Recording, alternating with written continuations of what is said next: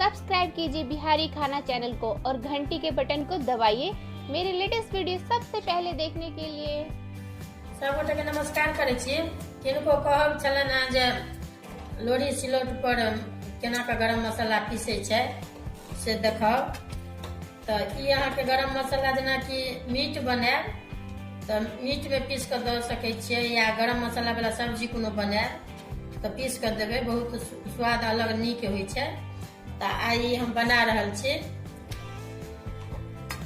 ई अहाँ के ई जीर अछि आ ये मरीच दऽ रहल छियै। आ ई अहाँ के छोटकी इलायची है 4 गो आ 2 गो बड़की इलायची अछि। आ ई गरम मसाला के फूल अछि। आ ई अहाँ के आदी सुखायल अछि सोंठ। आ ई लौंग अछि आ ई दालचीनी अछि। तो एकरा सबटा पहले ई आदी के चूर लै छी सोंठ के, तकरा बाद ई सब पीसब।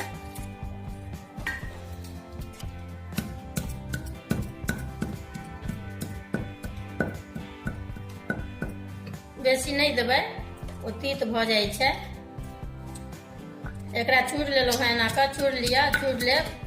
आ ई दालचीनी जे अछि ने तकरा कनी छोटे छोटे टुकड़ी एना के से कऽ लेब। सबटा एके बेर दऽ के सबटा पीस रहल छी। कनी हल्का एक रत्ती हाथे लऽ के पानि देबै, एते एक बेर 2 बेर देबऽ पड़त कनी कनी के।